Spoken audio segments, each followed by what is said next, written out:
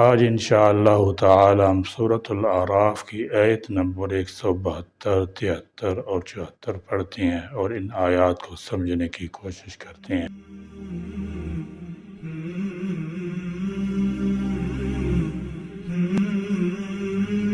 اعوذ باللہ من الشیطان الرجیم، بسم اللہ الرحمن الرحیم۔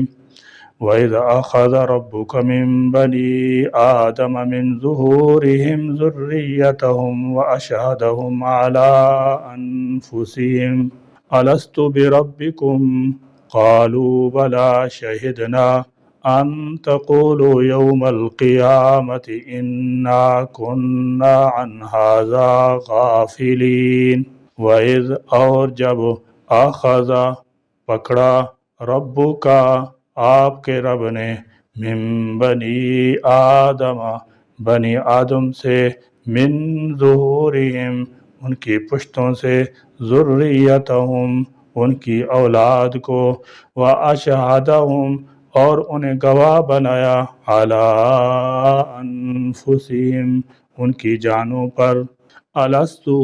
اور پوچھا کیا نہیں ہوں میں بربکم تمہارا رب۔ یہ عہد الست کہلاتا ہے جو الست بربکم سے بنی ہوئی ترکیب ہے۔ یہ عہد حضرت آدم علیہ السلام کی تخلیق کے بعد ان کی پشت سے ہونے والی تمام اولاد سے لیا گیا۔ اس کی تفصیل ایک صحیح حدیث میں صراحتی ہے کہ عرفہ والے دن اللہ تعالی جل شانہ نے اصحاب آدم سے عہد میثاق لیا۔ پس آدم علیہ السلام کی پشت سے ان کی ہونے والی تمام اولاد کو نکالا اور اس کو اپنے سامنے پھیلا دیا اور ان سے پوچھا کیا میں تمہارا رب نہیں ہوں؟ سب نے کہا بلا شہدنا کیوں نہیں، ہم سب رب ہونے کی گواہی دیتے ہیں۔ قالو انہوں نے کہا بلا کیوں نہیں شہدنا ہم گواہی دیتے ہیں، ان تاکہ نہ تقولو کہو تم یوم القیامت قیامت کے دن انا بے شک کننا ہم تو تھے ان ھذا اس بات سے غافلین غافل۔ قرآن کے الفاظ اور حدیث کے الفاظ میں کئی لحاظ سے فرق ہے۔ ایک تو یہ کہ آیت میں من بنی آدم ہے، من آدم نہیں، دوسرا من ظہورہم ہے، من ظہرہ نہیں، تیسرا ذریتہم ہے، ذریتہ نہیں، چوتھا یہ کہ فرمایا وَأَشْهَدَهُمْ عَلَىٰ أَنفُسِهِمْ گواہ کو وہ بات یاد تو ہونی چاہیے جس کی گواہی اس نے دینی ہے، جبکہ وہ عہد کسی کو یاد نہیں۔ البتہ انسان کے نفس اور کائنات میں اللہ تعالیٰ جل شانہ کی ربوبیت اور توحید کے دلائل کا وہ خود فطری شاہد ہے۔ یہ الگ بات ہے کہ گندے عقیدوں والوں کے ساتھ مل کر اس کی فطرت پر پردہ پڑ گیا ہو۔ اگر کوئی کہے بے شک آدم علیہ السلام کی پشت سے نکلتے وقت کے پشت سے نکلتے وقت کیا ہوا عہد ہمیں یاد نہیں، مگر پیغمبروں کا اس میثاق کو یاد کرا دینا ہی کافی ہے۔ تو حافظ ابن کثیر رحمۃ اللہ تعالی علیہ نے اس کا جواب دیا کہ مشرک تو پیغمبروں کی کوئی بات صحیح مانتے ہی نہیں تھے، ان کا یاد کرا دینا ان پر حجت کیسے بنایا جا سکتا ہے، جبکہ اللہ تعالیٰ جل شانہ نے قیامت کے دن اس کو گواہ بنانے کو بطور حجت ذکر فرمایا ہے۔ غرض شرح عقیدہ تعویہ میں آیت اور احادیث کے درمیان 10 فرق بیان کیے گئے ہیں، اسی دونوں الگ الگ ہیں۔ تطبیق کے طور پر کہا جا سکتا ہے کہ بنی آدم کی پشتوں سے ان کی اولادوں کو نکالنا بھی آدم علیہ السلام کی پشت سے اس کی اولاد کو نکالنے ہی کی تفسیر ہے، واللہ عالم۔ وَإِذْ اور اے محبوب یاد کرو، اس آیت میں فرمایا گیا کہ اے حبیب صلی اللہ تعالی علیہ وسلم یاد کرو جب تمہارے رب نے اولاد آدم کی پشت سے ان کی نسل نکالی، جبکہ حدیث شریف میں ہے کہ اللہ تعالیٰ جل شانہ نے آدم علیہ السلام کی پشت سے ان کی ذریت نکالی۔ آیت و حدیث دونوں پر نظر کرنے سے یہ معلوم ہوتا ہے کہ ذریت نکالنا اسی ترتیب کے ساتھ ہوا جس طرح دنیا میں انہوں نے ایک دوسرے سے پیدا ہونا تھا، یعنی حضرت آدم علیہ السلام کی پشت سے ان کی اولاد اور اولاد کی پشت سے ان کی اولاد، اسی طرح قیامت تک پیدا ہونے والے لوگ اللہ تعالیٰ جل شانہ نے ان کے لیے ربوبیت اور وحدانیت کے دلائل قائم فرما کر اور عقل دے کر ان سے اپنی ربوبیت کی شہادت طلب فرمائی، تو سب نے کہا کیوں نہیں، ہم نے اپنے اوپر گواہی دی اور تیری ربوبیت اور وحدانیت کا اقرار کیا۔ بہرحال اللہ تعالیٰ جل شانہ کی ربوبیت کی یہ گواہی ہر انسان کی فطرت میں ودیت ہے۔ اسی مفہوم کو رسول اللہ صلی اللہ تعالیٰ علیہ وسلم نے اس طرح بیان فرمایا ہے کہ ہر بچہ فطرت پر پیدا ہوتا ہے، یعنی اس کے ماں باپ اس کو یہودی یا نصرانی یا مجوسی بنا دیتے ہیں۔ جس طرح جانور کا بچہ صحیح سالم پیدا ہوتا ہے، اس کا ناک کان کٹا ہوا نہیں ہوتا، اور صحیح مسلم کی روایت ہے اللہ تعالیٰ جل شانہ فرماتا ہے میں نے اپنے بندوں کو حنیف اللہ کی طرف یکسو سے متوجہ ہونے والا پیدا کیا ہے، پس شیطان ان کو ان کے دین فطری سے گمراہ کر دیتا ہے۔ یہ فطرت یا دینی فطرت یہی رب کی توحید اور اس کی نازل کردہ شریعت ہے جو اب اسلام کی صورت میں محفوظ اور موجود ہے۔ او تقولوا انما اشرک آباؤنا من قبل وکننا ذریة من بعدهم افتهلکنا بما فعل المبطلون، او یا تقولوا نہ تم کہو انما بے شک اشرکا شرک کیا تھا آباؤنا ہمارے باپ دادا نے من قبل اس سے پہلے وکننا اور تھے ہم ذریتاً ان کی اولاد من بعدہم ان کے بعد افتہلکنا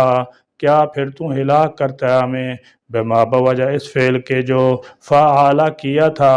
المبطلون گمراہ لوگوں نے۔ اللہ تعالیٰ جل شانہ نے فرمایا کہ یہ عہد لینے کی ایک وجہ تو یہ ہے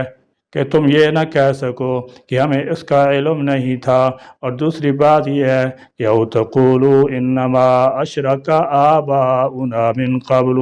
یا تم یہ عذر نہ پیش کر دو کہ شرک تو ہمارے آباء و اجداد نے اس سے پہلے کیا تھا، وَكُنَّا ذُرِّيَّةً مِّن بَعْدِهِمْ اور ہم تو بعد میں آنے والی ان کی اولاد ہیں۔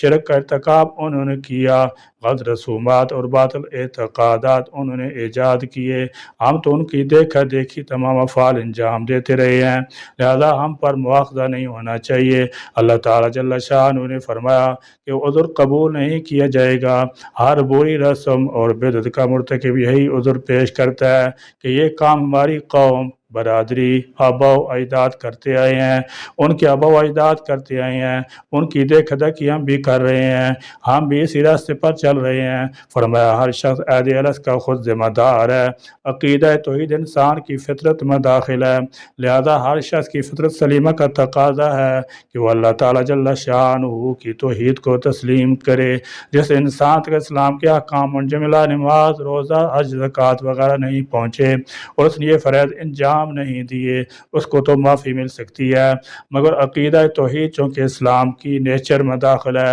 اگر اس کے خلاف کرے گا تو پکڑا جائے گا۔ فرمایا عہد الست کی یاد دہانی اس لیے کرائی گئی ہے تاکہ تم یہ نہ کہہ سکو کہ ہماری بدعمالی کے ذمہ دار ہمارے آباء و اجداد ہیں، اور یہ سوال بھی پیش نہ کر سکو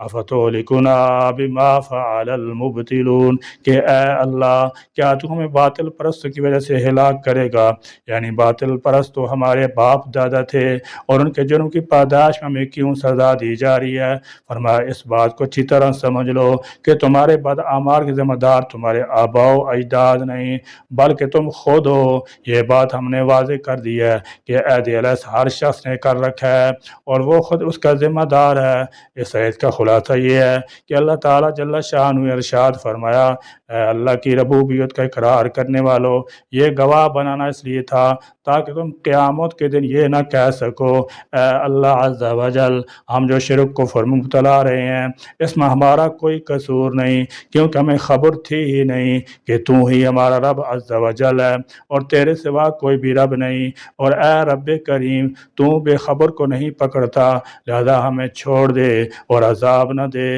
اور نہ ہی یہ کہہ سکو کہ ہم کفر و شرک میں اس لیے بے قصور ہیں کہ ہمارے باپ دادا مشرک تھے، ہم تو ان کی وجہ سے شرک شرک میں مبتلا ہوئے، قصور ان کا ہے نہ کہ ہمارا، ان یہ باتیں کہنے کا اس لیے نہ ہوگا کہ جب ان سے عہد میثاق لے لیا گیا اور یہ بات ان کے دلوں کی تہ میں رکھ دی گئی اور اس عہد کی یاد دہانی کے لیے ان کے پاس رسول آئے اور انہوں نے اس عہد کو یاد دلایا، کتابیں اتریں اور ان کے سامنے حق بیان کر دیا گیا،